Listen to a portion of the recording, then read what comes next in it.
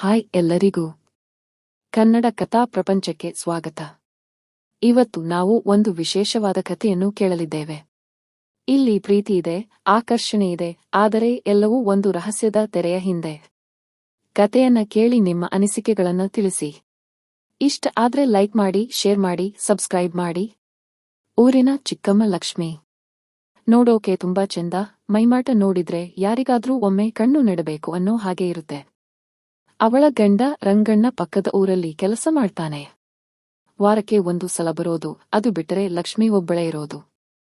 ಊರಲ್ಲಿರೋ ಹುಡುಗರೆಲ್ಲ ಲಕ್ಷ್ಮಿನ ನೋಡ್ದೇ ಇದ್ರೆ ಅವರಿಗೆ ಸಮಾಧಾನನೇ ಇರಲ್ಲ. ಅವಳ ಹಿಂದೆ ಬಿದ್ದು ಕಾಡೋದು, ಏನಾದ್ರೂ ಮಾತಾಡಿಸೋಕೆ ಟ್ರೈ ಮಾಡೋದು, ಇದೇ ಕೆಲಸ ಅವರಿಗೆ. ಆದ್ರೆ ಲಕ್ಷ್ಮಿ ಮಾತ್ರ ಯಾರಿಗೂ ತಲೆ ಕೆಡಿಸಿಕೊಳ್ಳಲ್ಲ. ಒಂದು ದಿನ ಊರಿನ ಹಬ್ಬಕ್ಕೆ ಲಕ್ಷ್ಮಿ ಸಿಂಗಾರ ಮಾಡ್ಕೊಂಡು ದೇವಸ್ಥಾನಕ್ಕೆ ಹೊರಟಿದ್ದಳು. ಕೆಂಪು ಸೀರೆ, ಮಲ್ಲಿಗೆ ಮುಡಿದು ನಗ್ತಾ ನಗ್ತಾ ಬರ್ತಿದ್ದಳು.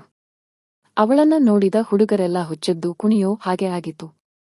ಆ ಹುಡುಗರ ಗುಂಪಿನಲ್ಲಿ ಮಂಜು ಅಂತ ಒಬ್ಬ ಇದ್ದ. ಅವನು ಸ್ವಲ್ಪ ಸುಮಾರಾಗಿದ್ದ, ಆದ್ರೆ ಲಕ್ಷ್ಮಿ ಮೇಲೆ ತುಂಬಾ ಆಸೆ ಇಟ್ಟುಕೊಂಡಿದ್ದ. ಅವಳನ್ನ ನೋಡ್ದೇ ಇದ್ರೆ ಅವನಿಗೆ ನಿದ್ದೆ ಬರ್ತಿರಲಿಲ್ಲ. ಲಕ್ಷ್ಮಿ ದೇವಸ್ಥಾನಕ್ಕೆ ಹೋಗಿ ಪೂಜೆ ಮಾಡಿ ವಾಪಸ್ ಬರುವಾಗ ಮಂಜು ಅವಳನ್ನ ಹಿಂಬಾಲಿಸಿದ. ಸ್ವಲ್ಪ ದೂರ ಹೋದ ಮೇಲೆ ಮಂಜು ಲಕ್ಷ್ಮಿನ ಕರೆದು ಮಾತಾಡಿಸಿದ. ಲಕ್ಷ್ಮಿ, ಚಿಕ್ಕಮ್ಮ ಹೇಗಿದ್ದೀರಾ ಅಂತ ಕೇಳಿದ.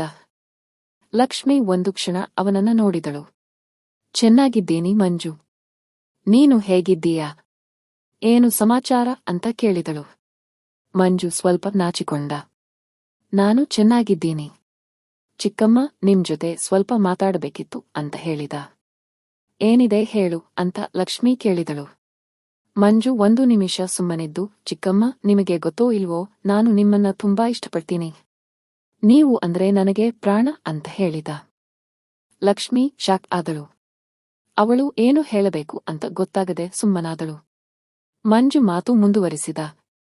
ನನಗೆ ಗೊತ್ತು ಇದು ತಪ್ಪು ಅಂತ, ಆದ್ರೆ ನನ್ನ ಕೈಯಲ್ಲಿ ಕಂಟ್ರೋಲ್ ಮಾಡೋಕೆ ಆಗ್ತಿಲ್ಲ. ನಾನು ನಿಮ್ಮನ್ನ ಮದುವೆ ಆಗ್ಬೇಕು ಅಂತ ಆಸೆ ಪಡ್ತೀನಿ ಅಂತ ಹೇಳಿದ. ಲಕ್ಷ್ಮಿ ಜೋರಾಗಿ ನಕ್ಕಳು. ಮಂಜು, ನೀನು ಹುಚ್ಚನೋ? ನಾನು ನಿನಗೆ ಚಿಕ್ಕಮ್ಮ ಆಗಬೇಕು. ಈ ರೀತಿ ಮಾತಾಡೋದು ಸರಿ ಅಲ್ಲ ಅಂತ ಹೇಳಿದಳು. ನನಗೆ ಗೊತ್ತು, ಆದ್ರೆ ನಾನು ಏನು ಮಾಡ್ಲಿ? ನನ್ನ ಮನಸ್ಸು ನಿನ್ನ ಹಿಂದೆ ಬಿದ್ದಿದೆ. ನೀನು ಒಪ್ಕೊಂಡ್ರೆ ನಾನು ರಂಗಣ್ಣನ ಬಿಟ್ಟು ಬರ್ತೀನಿ ಅಂತ ಮಂಜು ಹೇಳಿದ. ಲಕ್ಷ್ಮಿ ಗಂಭೀರವಾಗಿ, ನೋಡು ಮಂಜು, ನಾನು ರಂಗಣ್ಣನ ಹೆಂಡತಿ. ನಾನು ಅವನಿಗೆ ಮೋಸ ಮಾಡೋಕೆ ಸಾಧ್ಯ ಇಲ್ಲ. ನೀನು ಈ ಆಸೆಯನ್ನ ಬಿಟ್ಟುಬಿಡು. ಇದು ನಿನಗೂ ಒಳ್ಳೇದಲ್ಲ, ನನಗೂ ಒಳ್ಳೇದಲ್ಲ ಅಂತ ಹೇಳಿದಳು. ಮಂಜು ತುಂಬಾ ಬೇಜಾರಾದ. ಸರಿ ಚಿಕ್ಕಮ್ಮ, ನಿಮ್ಮಿಷ್ಟ, ಆದ್ರೆ ನಾನು ನಿಮ್ಮನ್ನ ಯಾವತ್ತೂ ಮರೆಯೋಕೆ ಸಾಧ್ಯ ಇಲ್ಲ ಅಂತ ಹೇಳಿ ಅಲ್ಲಿಂದ ಹೊರಟು ಹೋದ. ಲಕ್ಷ್ಮಿ ಮನೆಗೆ ಹೋದಳು. ಅವಳಿಗೆ ಮಂಜು ಮಾತಾಡಿದ್ದು ನೆನಪಾಗಿ ತಲೆ ಸುತ್ತು ಬಂದ ಹಾಗೆ ಆಯಿತು. ಅವಳು ಮಂಜುವಿನ ಬಗ್ಗೆ ಯೋಚನೆ ಮಾಡಬಾರದು ಅಂತ ಅಂದುಕೊಂಡಳು, ಆದ್ರೆ ಅವಳ ಮನಸ್ಸು ಕೇಳಲಿಲ್ಲ.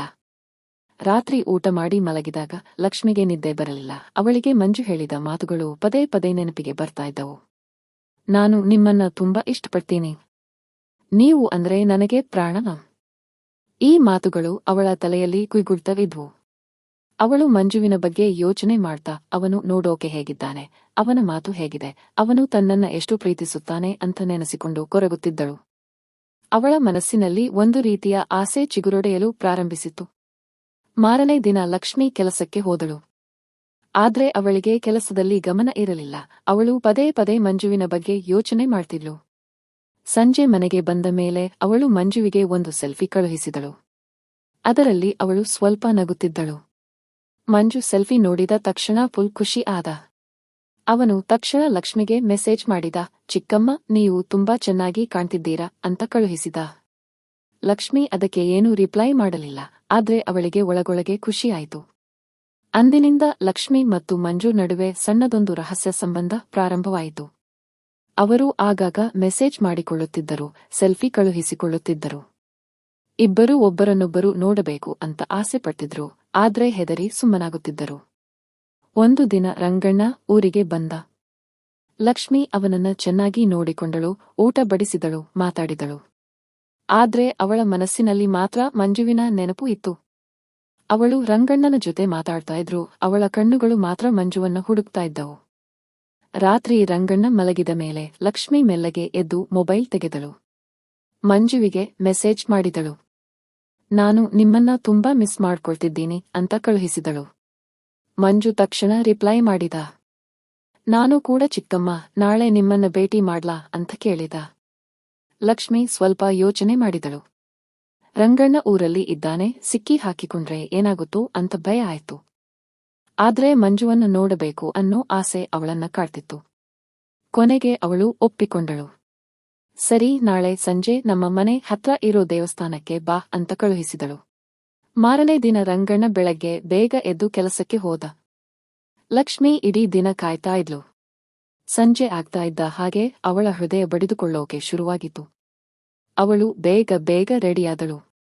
ಹಸಿರು ಸೀರೆ ಉಟ್ಟು, ಕಣ್ಣಿಗೆ ಕಾಡಿಗೆ ಹಚ್ಚಿ, ತುಟಿಗೆ ಲಿಪ್ಸ್ಟಿಕ್ ಹಾಕಿಕೊಂಡು ದೇವಸ್ಥಾನದ ಕಡೆಗೆ ಹೊರಟಳು. ದೇವಸ್ಥಾನದ ಹತ್ತಿರ ಹೋಗುವಾಗ ಅವಳು ಅತ್ತಿತ್ತ ನೋಡಿದಳು. ಯಾರಿಗೂ ಅನುಮಾನ ಬರಬಾರದು ಅಂತ ಜಾಗರೂಕತೆಯಿಂದ ಹೆಜ್ಜೆ ಹಾಕಿದಳು. ದೇವಸ್ಥಾನದ ಗರ್ಭಗುಡಿಯ ಹಿಂದೆ ಮಂಜು ಅವಳಿಗಾಗಿ ಕಾಯ್ತಾ ನಿಂತಿದ್ದ. ಲಕ್ಷ್ಮಿ ಮಂಜುವನ್ನ ನೋಡಿದ ತಕ್ಷಣ ಒಂದು ಕ್ಷಣ ನಿಂತುಬಿಟ್ಟಳು. ಮಂಜು ಅವಳ ಹತ್ತಿರ ಬಂದು, ಚಿಕ್ಕಮ್ಮ, ನೀವು ತುಂಬಾ ಚಂದ ಕಾಣ್ತಿದ್ದೀರಾ ಅಂತ ಹೇಳಿದ. ಲಕ್ಷ್ಮಿ ನಾಚಿಕೆಯಿಂದ ತಲೆ ತಗ್ಗಿಸಿದಳು. ನೀನು ಹೇಗಿದ್ದೀಯಾ ಮಂಜು ಅಂತ ಕೇಳಿದಳು. ನಿಮ್ಮನ್ನ ನೋಡಿದ ಮೇಲೆ ನಾನು ಚೆನ್ನಾಗಿದ್ದೀನಿ. ನಿಮ್ಮನ್ನ ನೋಡ್ದೇ ಇದ್ರೆ ನನಗೆ ಸಮಾಧಾನ ಇರಲ್ಲ ಅಂತ ಮಂಜು ಹೇಳಿದ. ಅವರು ಸ್ವಲ್ಪ ಹೊತ್ತು ಸುಮ್ಮನೆ ನಿಂತುಕೊಂಡರು. ಇಬ್ಬರಿಗೂ ಏನು ಮಾತಾಡಬೇಕು ಅಂತ ಗೊತ್ತಾಗ್ಲಿಲ್ಲ. ಆಮೇಲೆ ಮಂಜು ಲಕ್ಷ್ಮಿಯ ಕೈ ಹಿಡಿದ. ಲಕ್ಷ್ಮಿ ಏನು ಹೇಳದೆ ಅವನ ಕೈಯನ್ನ ಗಟ್ಟಿಯಾಗಿ ಹಿಡಿದುಕೊಂಡಳು. ಅವರು ದೇವಸ್ಥಾನದ ಹಿಂಭಾಗದಲ್ಲಿರುವ ಒಂದು ಮರದ ಕೆಳಗೆ ಕುಳಿತುಕೊಂಡರು. ಸುತ್ತಲೂ ಯಾರೂ ಇರಲಿಲ್ಲ, ಕೇವಲ ಮೌನ ಮತ್ತು ಅವರ ಹೃದಯದ ಬಡಿತ ಮಾತ್ರ ಕೇಳಿಸ್ತಾ ಇತ್ತು. ಚಿಕ್ಕಮ್ಮ, ನನಗೆ ನಿಮ್ಮನ್ನ ಬಿಟ್ಟು ಇರೋಕೆ ಸಾಧ್ಯ ಇಲ್ಲ, ನೀವು ನನ್ನನ್ನ ಮದುವೆಯಾಗ್ತೀರಾ ಅಂತ ಮಂಜು ಕೇಳಿದ. ಲಕ್ಷ್ಮಿ ಅವನ ಕಣ್ಣಲ್ಲಿ ಕಣ್ಣಿಟ್ಟು ನೋಡಿದಳು. ಅವಳಿಗೆ ಏನು ಹೇಳಬೇಕು ಅಂತ ಗೊತ್ತಾಗಲಿಲ್ಲ. ಅವಳು ರಂಗಣ್ಣನಿಗೆ ಮೋಸ ಮಾಡೋಕೆ ಇಷ್ಟ ಇರಲಿಲ್ಲ, ಆದ್ರೆ ಮಂಜುವನ್ನ ಬಿಟ್ಟು ಇರೋಕು ಆಗುತ್ತಿರಲಿಲ್ಲ. ನನಗೆ ಸ್ವಲ್ಪ ಟೈಮ್ ಕೊಡು ಮಂಜು, ನಾನು ಯೋಚನೆ ಮಾಡಿ ಹೇಳ್ತೀನಿ ಅಂತ ಲಕ್ಷ್ಮಿ ಹೇಳಿದಳು. ಮಂಜು ನಿರಾಶೆಯಿಂದ ತಲೆ ಅಲ್ಲಾಡಿಸಿದ. ಸರಿ ಚಿಕ್ಕಮ್ಮ, ನಿಮ್ಮಿಷ್ಟ, ಆದ್ರೆ ಬೇಗ ಹೇಳಿ, ನಾನು ಕಾಯೋಕೆ ರೆಡಿ ಇದ್ದೀನಿ ಅಂತ ಹೇಳಿದ. ಅವರು ಸ್ವಲ್ಪ ಹೊತ್ತು ಮಾತಾಡಿಕೊಂಡ ಮೇಲೆ ಲಕ್ಷ್ಮಿ ಮನೆಗೆ ಹೊರಟಳು. ಅವಳ ಮನಸ್ಸಿನಲ್ಲಿ ಗೊಂದಲ ಶುರುವಾಗಿತ್ತು. ಒಂದು ಕಡೆ ರಂಗಣ್ಣ, ಇನ್ನೊಂದು ಕಡೆ ಮಂಜು. ಯಾರನ್ನ ಆಯ್ಕೆ ಮಾಡಿಕೊಳ್ಳಬೇಕು ಅಂತ ಅವಳಿಗೆ ಗೊತ್ತಾಗ್ಲಿಲ್ಲ. ಮನೆಗೆ ಹೋದ ಮೇಲೆ ಲಕ್ಷ್ಮಿ ರಂಗಣ್ಣನ ಜೊತೆ ಮಾಮೂಲಿಯಾಗಿ ಮಾತಾಡಿದಳು. ಆದ್ರೆ ಅವಳ ಮನಸ್ಸು ಮಾತ್ರ ಬೇರೆ ಕಡೆ ಇತ್ತು. ಅವಳು ಮಲಗುವಾಗ ಮಂಜುವಿನ ಬಗ್ಗೆ ಯೋಚನೆ ಮಾಡ್ತಾ ಮಲಗಿದಳು. ಮಾರನೇ ದಿನ ಲಕ್ಷ್ಮಿ ಒಂದು ನಿರ್ಧಾರಕ್ಕೆ ಬಂದಳು. ಅವಳು ಮಂಜುವನ್ನ ಭೇಟಿ ಮಾಡಿ ತನ್ನ ನಿರ್ಧಾರವನ್ನು ಹೇಳಬೇಕು ಅಂತ ಅಂದುಕೊಂಡಳು. ಸಂಜೆ ಮಂಜುವಿಗೆ ಮೆಸೇಜ್ ಮಾಡಿ ಕರೆದಳು. ಮಂಜು ಬೇಗನೆ ಬಂದ. ಇಬ್ಬರೂ ಅದೇ ದೇವಸ್ಥಾನದ ಹತ್ತಿರ ಭೇಟಿಯಾದರು. ಮಂಜು, ನಾನು ಒಂದು ನಿರ್ಧಾರಕ್ಕೆ ಬಂದಿದ್ದೀನಿ ಅಂತ ಲಕ್ಷ್ಮಿ ಹೇಳಿದಳು. ಮಂಜು ಕುತೂಹಲದಿಂದ, ಏನು ನಿರ್ಧಾರ ಚಿಕ್ಕಮ್ಮ ಅಂತ ಕೇಳಿದ. ಲಕ್ಷ್ಮಿ ದೀರ್ಘವಾಗಿ ಉಸಿರಾಡಿದಳು. ನಾನು ರಂಗಣ್ಣನಿಗೆ ಮೋಸ ಮಾಡೋಕೆ ಸಾಧ್ಯ ಇಲ್ಲ, ನಾನು ನಿನ್ನನ್ನ ಮದುವೆ ಆಗೋಕೆ ಸಾಧ್ಯ ಇಲ್ಲ, ನೀನು ನನ್ನನ್ನ ಮರೆತು ಬಿಡು. ಇದು ನಿನಗೂ ಒಳ್ಳೆಯದು, ನನಗೂ ಒಳ್ಳೆಯದು ಅಂತ ಹೇಳಿದಳು. ಮಂಜು ಶಾಕ್ ಆದ. ಅವನ ಕಣ್ಣಲ್ಲಿ ನೀರು ಬಂತು. ನೀವು ನನ್ನನ್ನ ಪ್ರೀತಿಸಲ್ವಾ ಚಿಕ್ಕಮ್ಮ ಅಂತ ಕೇಳಿದ. ಲಕ್ಷ್ಮಿ ಸುಮ್ಮನಾದಳು. ಅವಳು ಏನು ಹೇಳಿದ್ರೂ ಸರಿ ಇರಲ್ಲ ಅಂತ ಅವಳಿಗೆ ಗೊತ್ತಿತ್ತು. ಸರಿ ಚಿಕ್ಕಮ್ಮ, ನಿಮ್ಮಿಷ್ಟ, ಆದ್ರೆ ನಾನು ನಿಮ್ಮನ್ನ ಯಾವತ್ತೂ ಮರೆಯೋಕೆ ಸಾಧ್ಯ ಇಲ್ಲ ಅಂತ ಮಂಜು ಹೇಳಿ ಅಲ್ಲಿಂದ ಹೊರಟು ಹೋದ. ಲಕ್ಷ್ಮಿ ಅಲ್ಲೇ ನಿಂತು ಅವನನ್ನ ನೋಡ್ತಾ ಇದ್ಲು. ಅವಳ ಕಣ್ಣಲ್ಲೂ ನೀರು ಬಂತು. ಅವಳು ತನ್ನ ಮನಸ್ಸನ್ನ ಕಲ್ಲು ಮಾಡಿಕೊಂಡು ಮನೆಗೆ ಹೊರಟಳು. ಅಂದಿನಿಂದ ಲಕ್ಷ್ಮಿ ಮತ್ತು ಮಂಜು ದೂರ ದೂರವೇ ಇದ್ದರು. ಅವರು ಯಾವತ್ತೂ ಮಾತಾಡಲಿಲ್ಲ, ಭೇಟಿಯಾಗಲಿಲ್ಲ, ಆದ್ರೆ ಇಬ್ಬರಿಗೂ ಒಬ್ಬರನ್ನೊಬ್ಬರು ಮರೆಯೋಕೆ ಸಾಧ್ಯ ಆಗಲಿಲ್ಲ. ಅವರ ಮನಸ್ಸಿನಲ್ಲಿ ಒಬ್ಬರಿಗೊಬ್ಬರು ಶಾಶ್ವತವಾಗಿ ಉಳಿದುಬಿಟ್ಟರು. ಕೆಲವು ತಿಂಗಳ ನಂತರ ರಂಗಣ್ಣನಿಗೆ ಬೇರೆ ಊರಿಗೆ ವರ್ಗಾವಣೆ ಆಯಿತು. ಲಕ್ಷ್ಮಿ ರಂಗಣ್ಣನ ಜೊತೆ ಅಲ್ಲಿಗೆ ಹೋದಳು. ಊರನ್ನ ಬಿಟ್ಟು ಹೋಗುವಾಗ ಅವಳು ಒಂದು ಸಲ ಮಂಜುವನ್ನ ನೆನೆಸಿಕೊಂಡಳು. ಅವಳು ಖುಷಿಯಾಗಿ ಇರಲಿ ಅಂತ ದೇವರಲ್ಲಿ ಬೇಡಿಕೊಂಡಳು. ಮಂಜು ಕೂಡ ಬೇರೆ ಊರಿಗೆ ಹೋಗಿ ಕೆಲಸಕ್ಕೆ ಸೇರಿದ. ಅವನು ಲಕ್ಷ್ಮಿನ ಮರೆಯೋಕೆ ತುಂಬಾ ಪ್ರಯತ್ನಪಟ್ಟ, ಆದ್ರೆ ಅವನಿಗೆ ಸಾಧ್ಯ ಆಗಲಿಲ್ಲ. ಅವನು ಅವಳ ನೆನಪಿನಲ್ಲಿ ಜೀವನ ಸಾಗಿಸಿದ. ಹೀಗೆ ಲಕ್ಷ್ಮಿ ಮತ್ತು ಮಂಜು ಪ್ರೀತಿ ಒಂದು ರಹಸ್ಯವಾಗಿ ಉಳಿದು ಹೋಯಿತು. ಅದು ಯಾರಿಗೂ ಗೊತ್ತಾಗಲಿಲ್ಲ, ಆದರೆ ಇಬ್ಬರ ಜೀವನದಲ್ಲಿ ಒಂದು ದೊಡ್ಡ ತಿರುವು ನೀಡಿತು. ವರ್ಷಗಳು ಉರುಳಿದವು. ಲಕ್ಷ್ಮಿ ಮತ್ತು ರಂಗಣ್ಣನಿಗೆ ಮಕ್ಕಳಾದರು, ಮೊಮ್ಮಕ್ಕಳಾದರು. ಅವರು ನೆಮ್ಮದಿಯ ಜೀವನ ಸಾಗಿಸುತ್ತಿದ್ದರು. ಆದರೂ ಲಕ್ಷ್ಮಿಗೆ ಮಂಜು ನೆನಪು ಆಗಾಗ ಬರುತ್ತಿತ್ತು. ಒಂದು ರೀತಿಯ ನೋವು ಅವಳ ಮನಸ್ಸಿನಲ್ಲಿ ಯಾವಾಗಲೂ ಇರುತ್ತಿತ್ತು. ಒಂದು ದಿನ ಲಕ್ಷ್ಮಿ ಹಳೆಯ ಫೋಟೋ ಆಲ್ಬಂ ತೆಗೆದು ನೋಡುತ್ತಿದ್ದಳು. ಅದರಲ್ಲಿ ಅವಳ ಯೌವನದ ದಿನಗಳ ಫೋಟೋಗಳಿದ್ದವು. ಒಂದು ಫೋಟೋದಲ್ಲಿ ಅವಳು ದೇವಸ್ಥಾನದ ಹತ್ತಿರ ನಿಂತಿದ್ದಳು. ಆ ಫೋಟೋ ನೋಡಿದ ತಕ್ಷಣ ಅವಳಿಗೆ ಮಂಜು ನೆನಪಾದ. ಅವಳು ಮಂಜು ಹೇಗಿದ್ದಾನೆ ಅಂತ ತಿಳಿಯಲು ಕುತೂಹಲಗೊಂಡಳು. ಅವಳು ತನ್ನ ಮೊಮ್ಮಗನ ಸಹಾಯದಿಂದ ಮಂಜುವಿನ ಬಗ್ಗೆ ಮಾಹಿತಿ ತೆಗೆದಳು. ಮಂಜು ಈಗ ಒಂದು ದೊಡ್ಡ ಕಂಪನಿಯಲ್ಲಿ ಕೆಲಸ ಮಾಡುತ್ತಿದ್ದಾನೆ ಅಂತ ಅವಳಿಗೆ ತಿಳಿಯಿತು. ಅವನಿಗೆ ಮದುವೆ ಆಗಿಲ್ಲ ಅಂತ ಗೊತ್ತಾದಾಗ ಅವಳಿಗೆ ಸ್ವಲ್ಪ ಸಮಾಧಾನ ಆಯಿತು. ಲಕ್ಷ್ಮಿ ಮಂಜುವಿಗೆ ಒಂದು ಪತ್ರ ಬರೆದಳು. ಅದರಲ್ಲಿ ಅವಳು ತನ್ನ ಕ್ಷೇಮ ಸಮಾಚಾರವನ್ನು ಬರೆದಳು ಮತ್ತು ಮಂಜು ಹೇಗಿದ್ದಾನೆ ಅಂತ ಕೇಳಿದಳು. ಅವಳು ಆ ಪತ್ರವನ್ನು ಮಂಜುವಿನ ವಿಳಾಸಕ್ಕೆ ಕಳುಹಿಸಿದಳು. ಕೆಲವು ದಿನಗಳ ನಂತರ ಲಕ್ಷ್ಮಿಗೆ ಮಂಜುವಿನಿಂದ ಉತ್ತರ ಬಂತು.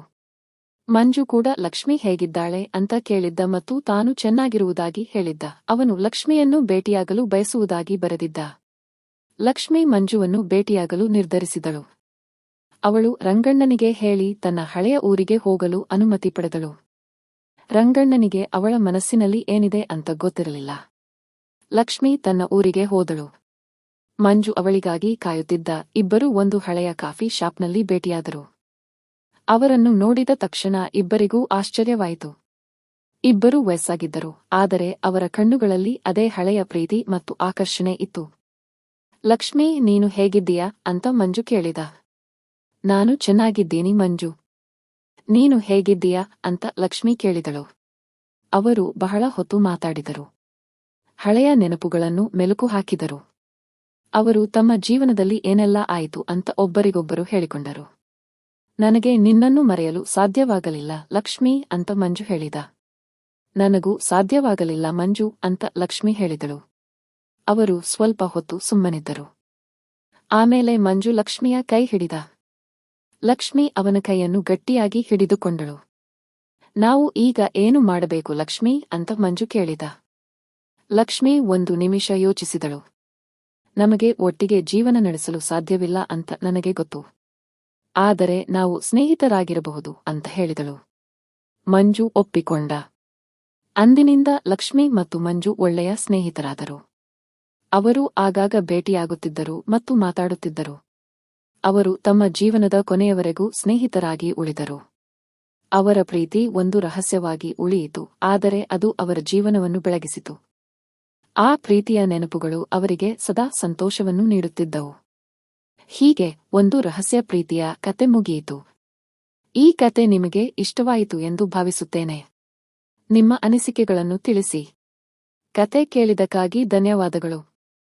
ಈ ಕತೆ ಕೇವಲ ಕಾಲ್ಪನಿಕ. ಇದರಲ್ಲಿ ಬರುವ ಹೆಸರುಗಳು, ಘಟನೆಗಳು ಕೇವಲ ಕಾಲ್ಪನಿಕವಾಗಿವೆ. ಯಾರನ್ನೂ ನೋಯಿಸುವ ಉದ್ದೇಶ ನಮಗಿಲ್ಲ. ನಿಮಗೆ ಕತೆ ಇಷ್ಟವಾದಲ್ಲಿ ಲೈಕ್ ಮಾಡಿ, ಶೇರ್ ಮಾಡಿ ಮತ್ತು ನಮ್ಮ ಚಾನೆಲ್ಗೆ ಸಬ್ಸ್ಕ್ರೈಬ್ ಮಾಡಿ. ಮುಂದಿನ ಕಥೆಯೊಂದಿಗೆ ಮತ್ತೆ ಭೇಟಿಯಾಗೋಣ. ಧನ್ಯವಾದಗಳು.